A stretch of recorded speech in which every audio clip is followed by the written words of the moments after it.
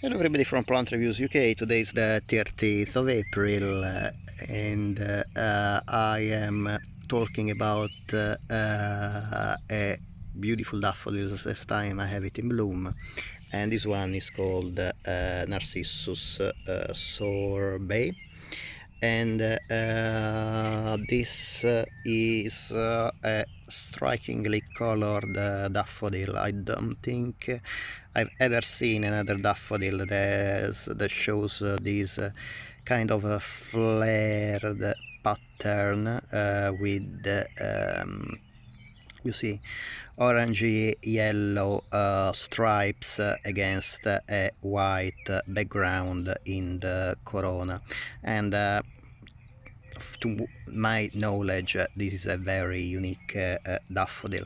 This variety belongs to the group 11B of the daffodil classification, that are the split-capped papillon daffodils. It blooms in mid to late spring. Indeed, the 30th of April in the United Kingdom is mid-spring, and I found on the sick that this variety usually it's very tall, over 67 centimeters, but actually my pot barely reaches 30-35 centimeters at the most, so I'm not too sure if the problem is the cultivation in the pot or some other factors that might have affected the growth, the height of this plant. Also, this is the only bulb actually in bloom. I don't have any other plant in bloom. However, I'm absolutely pleased of this beautiful display. You can see how absolutely gorgeous this daffodil is. The only problem of this display is that this plant holds the flower very much downwards. It's very nodding. Even most daffodils show a nodding kind of behavior, like a pendant flower stem, but this one in particular, and it is a kind of a pity because I'm not sure again if the problem is my cultivation in the pot or in general this one exhibit this behavior, because really look at that, it's an incredible color pattern. The hybridizer of this variety was W.F. Leenen in the Netherlands, and it was registered in 1977. The seed parent of this variety is a variety called Nippon, and the pollen parent, I didn't find any information because on the DAFSIC it just says that the pollen parent was a seedling, so I'm not too sure what kind of seedling or what kind of ancestors were in the seedling background. The flowers can be up to 10 centimeters across. Again, this one is a lot smaller. It is probably about 8 centimeters across. Might be again possibly the cultivation in the pot was not ideal. The perianth is kind of buttery yellow. It is actually a lot yellower than it looks in the video. In the video, in the video looks almost white, but yeah, possibly here now you can see that it's not really white. I think the camera kind of makes the color look a bit different in the ground, because try to catch this orangey stripes in the corona, but for what I can see in the video it looks a lot whiter than it is. It is, once I try to put it in possibly in a shady area, it looks a bit more real, the color.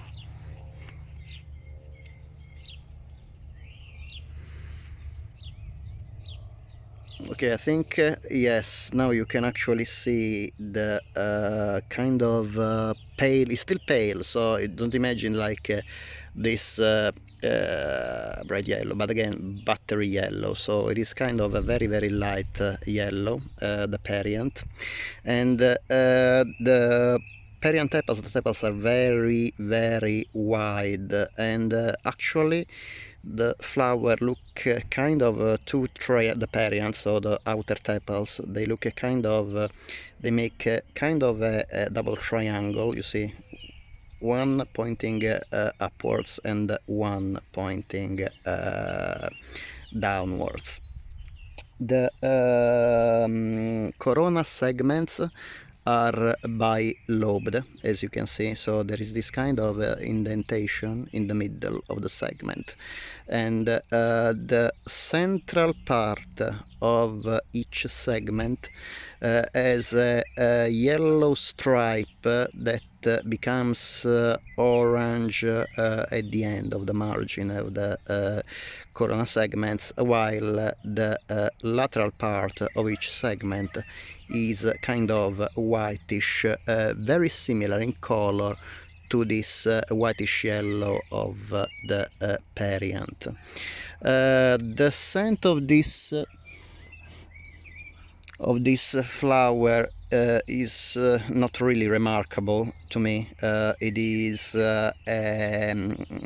kind of the usual pungent licorice and peppermint fragrance, not very intense, that many daffodils have. But really what makes out for the lack of remarkable fragrance is this absolutely fine, really gorgeous color pattern in this very unique daffodil.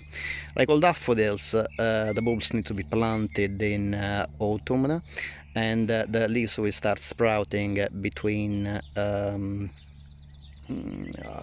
late autumn, early winter, and the plant, again, this variety will bloom in mid-spring, mid to late spring. After the blooming, again, look at how nodding the flower is, at least in my case. After the blooming, the leaves will continue to be green for a few more weeks. Remember, don't cut them down, because the plant needs the leaves to work, to photosynthesize until the very end. They usually wither about late spring, very late spring, early summer, and thanks to the photosynthesis they will provide the energy to the bulb for the blooming in the following year. This daffodil, like many daffodil variety, is absolutely hardy in the United Kingdom, and I think that like the majority of the daffodil varieties is hardy in USDA zones from 5 to 8. I don't think really my words need any more explanation about the beauty of this daffodil. And again, as usual, if you like this video, it would be great if you can please give a thumbs up. And if you like these videos and other videos on my channel, it would be great, of course, if you can please subscribe. It's completely free for you, but in this way you help me to support my channel. A final few words, sorry, about the cultivation. This one, like all daffodils, likes very well drained soil and hates stagnant humidity that might lead to root rot, sorry, to bulb rot, as well root rot, of course. So ensure that the compost is very well drained, and like all daffodils, likes full sun or at least partial shade. I hope that you enjoy the video, and I hope to see you next time. Bye.